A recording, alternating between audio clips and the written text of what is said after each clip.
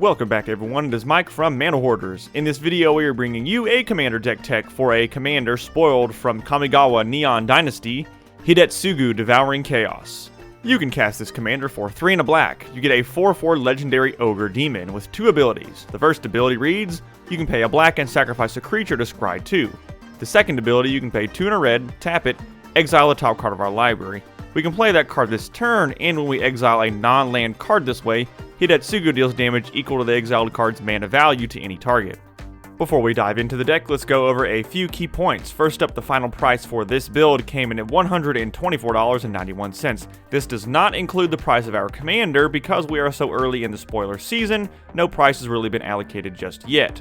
But this does include all of the other 99 cards, including the basic lands we will be running in this build. This commander has some unique abilities. Obviously with the first ability, we want to run plenty of small creatures that we can sacrifice to keep scrying to get our larger spells on top. That way with the second ability, we can flip them into exile and deal damage straight to our opponents. We also are running some ways to give our commander infect so that when we flip something with CMC 10 or greater, we can just start sniping our opponents and take them out of the game entirely. Now let's go ahead and dive into the deck. First up are our artifacts. Arcane Signet can tap to give us 1 mana of any color of our commander's color identity. Bantu's Monument makes our black creatures cost 1 less, and whenever we cast a creature spell, each opponent loses 1 and we gain 1.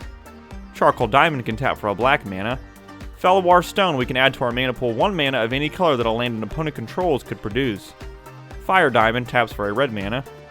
Grafted Exoskeleton, the equipped creature gets +2/+2 and has infect, so once we equip this onto our commander and start flinging spells, we can start taking our opponents out very quickly.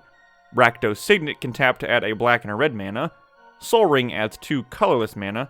And the Cauldron of Eternity, the CMC is at least 10, so with our infect strategy, this is a very good card. Also, it has cost reduction on the card, meaning we can cast it from our commander's second ability a little bit easier.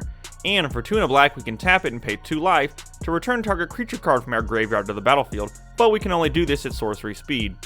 Moving on to our creatures, we have some legends helping out our commander. Anax Hardened in the Forge. Whenever another non-token creature we control dies, we can create a 1/1 red satyr creature token, but if the creature had power 4 or greater, we'll create 2 tokens instead. This gives us plenty of creatures that we can keep sacrificing to keep scrying with our commander's first ability. Florian Voldaren Scion, at the beginning of our post-combat main phase, we can look at the top X cards of our library, where X is the total amount of life our opponents lost this turn. Then we could exile one of those cards and put the rest on the bottom of our library in a random order, and we can play the exiled card this turn. Garna the Bloodflame. Whenever she enters the battlefield, we're going to return to our hand all creatures in our graveyard that were put there from anywhere this turn. Heartless Hidetsugu, we can tap it and it deals damage to each player equal to half that player's life total rounded down. Jadar Ghoul Caller of Nephalia.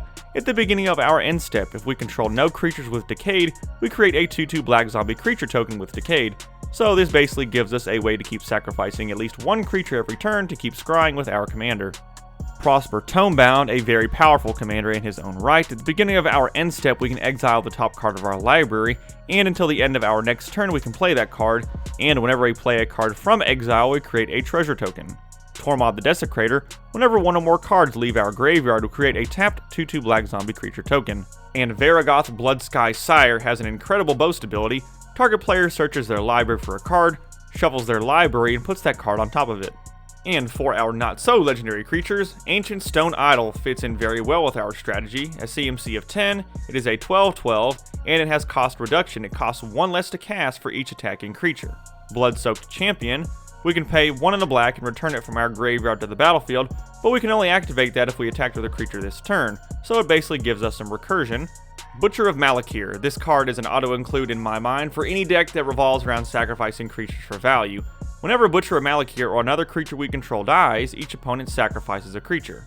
Goblin Instigator, whenever it enters the battlefield, we create a 1/1 red goblin creature token. Grim Initiate, whenever it dies, we can amass 1. Gutter Bones, we can pay 1 in the black, return it from our graveyard to our hand, but we can only activate this ability during our turn, and only if an opponent lost life this turn. Iron Mirror can tap to add a red mana. Keen Duelist, this ability is very effective since we will be scrying to stack the deck with the cards we want there, so we can maximize the amount of damage we are flipping off the top at the beginning of our upkeep. Leaden Mirror can tap to add a black mana. Metalwork Colossus. I like it because it has the cost reduction, and obviously the CMC is a minimum of 10. It costs X less to cast, where X is the total converted mana cost of non-creature artifacts we control. And we can sacrifice 2 artifacts to return it from our graveyard to our hand. Mycosynth Golem, again, CMC is 11, has affinity for artifacts, so by having artifacts on the field, this will cost less. And our artifact creature spells we have also have affinity for artifacts. So when we are exiling them with our commander, it makes it a little bit cheaper to cast them from exile and get them onto our board. Nether Trader. Whenever another creature is put into our graveyard from the battlefield, we can pay a black, and if we do, we can return Nether Trader from our graveyard to the battlefield, so some good sacrifice recursion. Palladium Mirror can tap to add 2 colorless mana. Reassembling Skeleton reassembles itself to keep getting sacrificed. Scion of Draco, again, high CMC, and some cost reduction. Skullport Merchant gives us a treasure token and a potential source of card draw. Tenacious Dead, again, can reanimate itself so we can keep sacrificing it. And Viscera Seeger, we can sacrifice a creature for free to scry 1. Moving on to our enchantments, Bastion of Remembrance. Whenever it enters, we get a 1/1 white human soldier creature token. And whenever a creature we control dies, each opponent loses a life and we gain a life.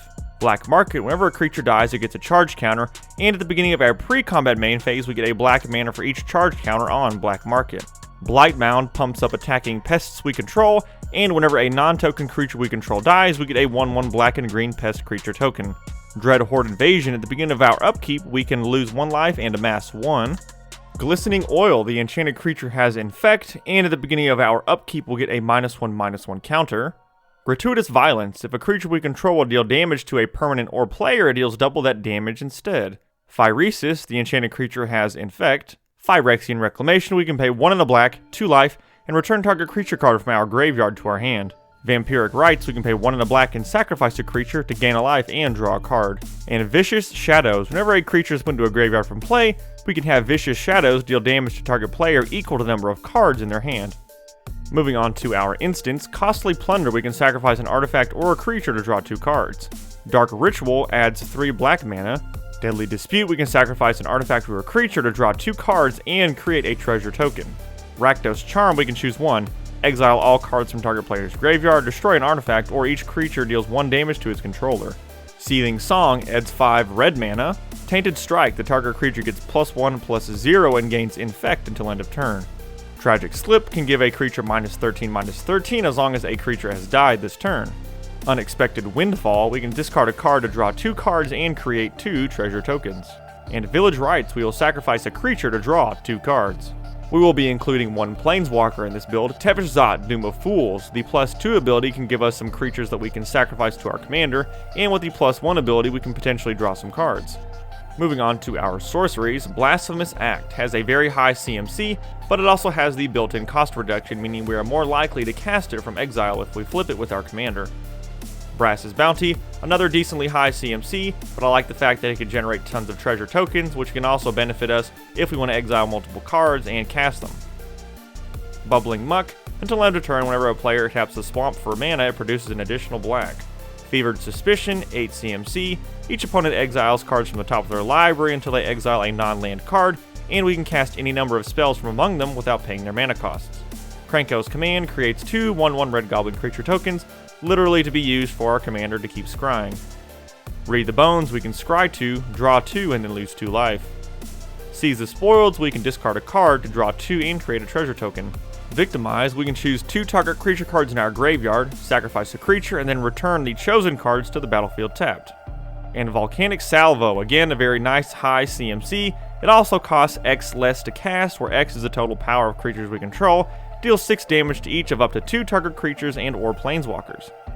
And last but not least is our mana base. As I mentioned before, we are keeping things very basic, with 19 basic swamps and 16 basic mountains.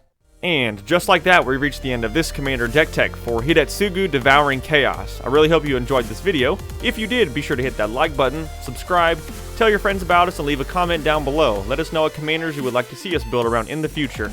We really appreciate all of your support.